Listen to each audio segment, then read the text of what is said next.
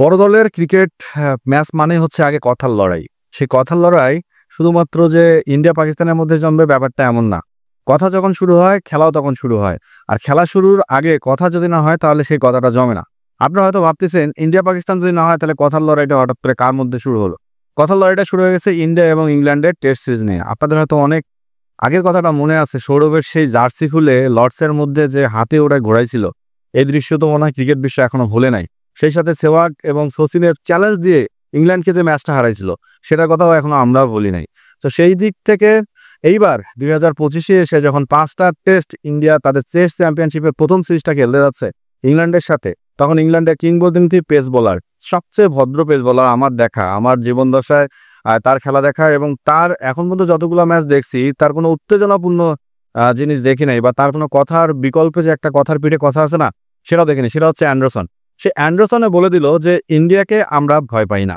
Test ক্রিকেটে ইন্ডিয়াকে ভয় পাওয়ার মতো কোনো কারণ নাই, কারণ ইন্ডিয়ান এত বড় টেস্ট খেলোয়াড় নাই যারা ইংল্যান্ডকে হারাবে। আর ইংল্যান্ডের মাটিতে আমরা মনে করি ইন্ডিয়াকে হোয়াইট ওয়াশ করবো এবং ইন্ডিয়ার সাথে 5-0-তে সিরিজ জিততে চাই।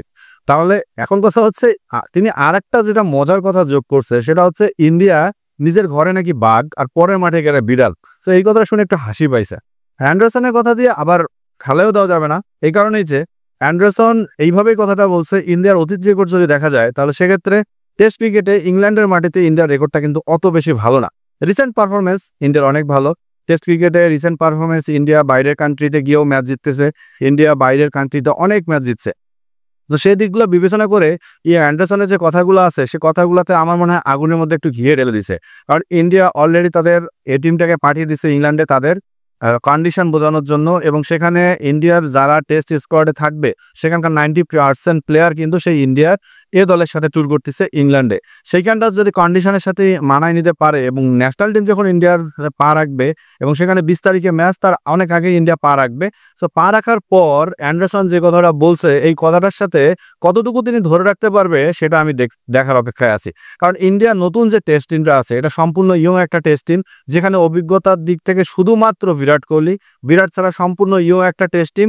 সেইখানটা যারা ব্যাটিং, যারা বোলিং এবং যারা ফিল্ডিং করবে তারা সবাই ক্যাপাবল। তারা ইয়ং দেখেই যে অভিজ্ঞতার নাই, মানে একদম জিম্বাবুয়ের মতো একটা অবস্থা বা শ্রীলঙ্কার মতো একটা অবস্থা, ব্যাপারটা কিন্তু এমন না। কারণ ইন্ডিয়ার ইয়ং ক্রিকেটার মানে মনে রাখবেন যে সে অন্তত 50টা থেকে 100টা ফার্স্ট ক্লাস টেস্ট ক্রিকেট খেলে সে কিন্তু ওখানে ইন্ডিয়ান ন্যাশনাল টিমে চান্স পাইছে, টেস্ট ক্রিকেটে চান্স পাইছে। ওই বাংলাদেশের মতো একটা লিগ খেলে কখনো সে ন্যাশনাল টিমে চান্স পায় নাই, বা এই পাকিস্তানের মতো কখনো একটা লিগ খেলে সে ন্যাশনাল টিমে চান্স পায় নাই। তাকে ধীরে ধীরে তামা যেমন ঘষে ঘষে একদম স্বর্ণের মতো করা হয়, ঠিক তেমন ইন্ডিয়ার এক একটা টেস্ট ব্যাটার যারা চান্স পায় দলে তাদেরকে ঘষে ঘষে টেস্টের মধ্যে রোদে পুড়ে বৃষ্টিতে ভিজে একদম কাঠ খাকর করে তাকে ন্যাশনাল টিমে নেওয়া হয়। সেইখানটায় জাওসাওয়াল থেকে শুরু করে যারাই খেলবে ইন্ডিয়ান টিমে, এমনকি যারা টেস্ট ব্যাটার আছে সেই ব্যাটারগুলো যদি ধরে রাখতে পারে এবং সেইখানটায় পেসারদের যে একটা যুদ্ধ দেখা যাবে ইন্ডিয়ার মাটিতে, এটা অবশ্যই এবং এটা বলাই